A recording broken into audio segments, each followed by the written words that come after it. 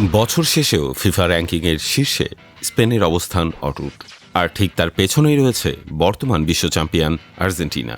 শীর্ষ 5-এর অবস্থানেও নেই কোনো বদল।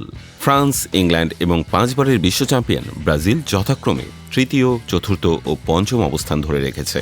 তাদের ঠিক পরেই এক ধাপ এগিয়ে ষষ্ঠ স্থানে জায়গা করে নিয়েছে ক্রিশ্চিয়ানো রোনালদোর পর্তুগাল।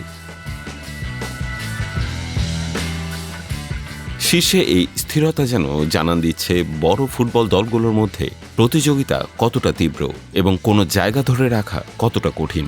এরই মাঝেও বাংলাদেশের ফুটবলের গল্প আলাদা রং ধারণ করেছে।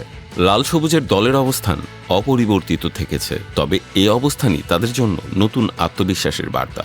বছরের শুরুতে দল 185তম অবস্থানে ছিল। এপ্রিলে 2 ধাপ উন্নতি করে বাংলাদেশ উঠে আসে 183তম স্থানে। তারপর জুলাই থেকে অক্টোবর পর্যন্ত র্যাঙ্কিংয়ে কয়েক দফা হালনাগাদ হলেও দলের অবস্থানের খুব একটা বদল হয়নি। এই সময়কালই দেখিয়েছে ধীরে হলেও বাংলাদেশের ফুটবলে স্থিরতা এসেছে।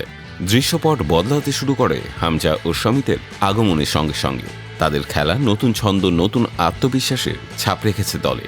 অক্টোবরের এশিয়ান কাপ বাছাই পর্বে হংকংয়ের মাঠে ড্র করার পর ভারতের বিপক্ষে জয় যেন পুরো দৃশ্যটাই বদলে দেয়।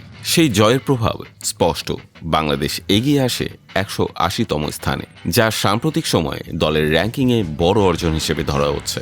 বিশ্ব ফুটবলের র্যাঙ্কিংয়ে এ সময় অন্য দলগুলোর বেশ কিছু ঘটনা ঘটে। ভিয়েতনাম 3 ধাপ এগিয়ে দেখিয়ে দিয়েছে যে ছোট ফুটবল দেশও ধারাবাহিকভাবে উন্নতি করতে পারে। বিপরীতে মালয়েশিয়া 5 ধাপ পিছিয়ে গেছে, আর ফিলিস্তিন পয়েন্ট বৃদ্ধির ক্ষেত্রে সবচেয়ে বড় লাভ করেছে। আগামী 19 জানুয়ারি ফিফা র্যাঙ্কিংয়ের নতুন হালনাগাদ প্রকাশিত হবে। তখন দেখা যাবে ভারতের বিপক্ষে জয় এবং হামজা শামিদের খেলার নতুন ছন্দ বাংলাদেশকে আরও উপরে তুলতে পারে কিনা। আপাতত 180তম স্থানে থাকা এই অবস্থানই লাল সবুজের ফুটবলের নতুন পরিচয়, যা আগামী দিনেও আরও বড় স্বপ্ন দেখার আশা জাগাচ্ছে।